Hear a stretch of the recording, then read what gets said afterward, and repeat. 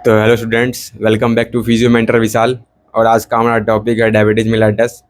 तो आज हम जानेंगे डायबिटीज मिलेटस क्या है, नहीं है, क्यों होता है, कैसे होता है, इसके ट्रीटमेंट के बारे में, इसके डायग्नोसिस के बारे में। तो आइए शुरू करते हैं।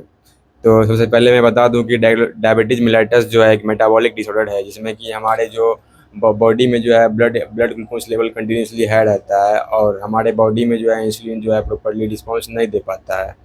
तो आप लोगों को लग रहा होगा कि ये इंसुलिन क्या होता है। तो इंसुलिन, मैं आप लोगों को बता दूं कि इंसुलिन जो है एक हमारे बॉडी का एक हार्मोन है, जो कि हमारे पेनक्रियाज के आइलेट्स और लैंगरहैंस के बीटा सेल से निकलता है।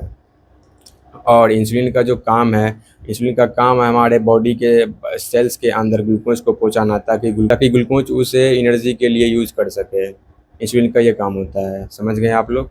तो अब हम लोग जानेंगे कि डायबिटीज़ में जो है हमारा इंसुलिन कम क्यों हो जाता है। तो ये डिपेंड करता है डायबिटीज़ के टाइप्स पर। तो डायबिटीज़ के जो है मेनली दो टाइप्स होते हैं। एक हमारा होता है टाइप 1 डायबिटीज़, और दूसरा होता है हमारा टाइप 2 डायबिटीज़। टाइप 1 डायबिटीज़ में हमारा ये होता है कि हमारा जो बॉडी का जो इम्यून सिस्टम है, वो जो है हमारे बीटा सेल्स पे अटैक कर देता है, जिसकी वजह से हमारे बॉडी का जो बीटा सेल्स है वो डिस्ट्रॉय हो जाता है। और हमारे बॉडी में जो है इंसुलिन का प्रोडक्शन कम हो जाता है, बीटा सेल डिस्ट्रॉय हो जाता है और पेशेंट्स को जो है इंसुलिन का इंजेक्शन लगने लगता है। और अगर बात करें हम टाइप 2 डायबिटीज़ की, तो इसमें जो है हमारा क्या होता है कि शुरू-शुरू में जो है हमारा जो इंसुलिन है वो बनता है या फिर नॉर्मल से ज़्यादा बनने लगता है, या फिर कभी-कभी एबनॉर्मल बनने लगता है। जब ये हो जाता है तो हमारा जो है बॉडी के सेल्स इंसुलिन की बात नहीं सुनते हैं, और इस कंडीशन को हम लोग कहते हैं इंसुलिन रेजिस्टेंस।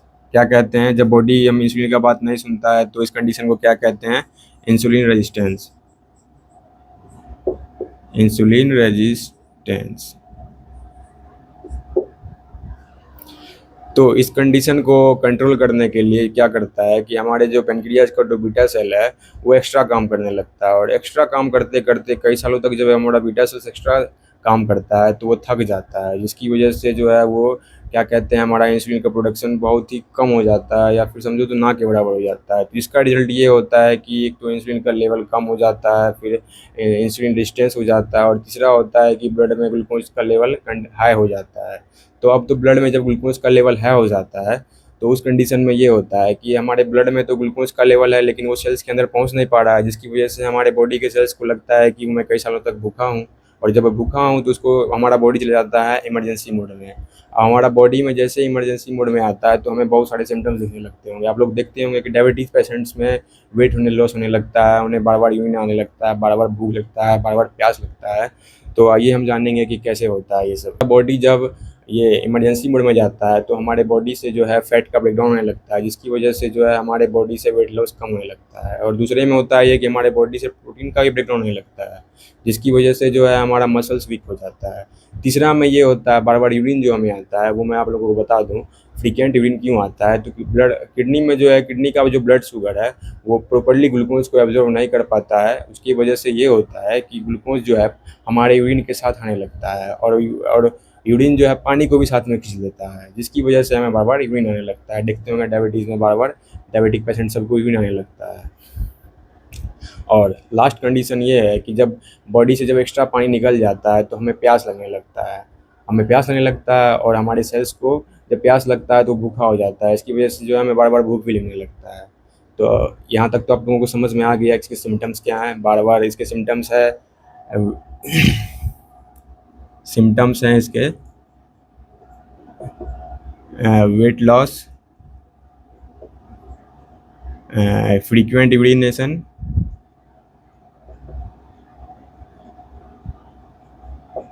उसके बाद मसल्स वीक,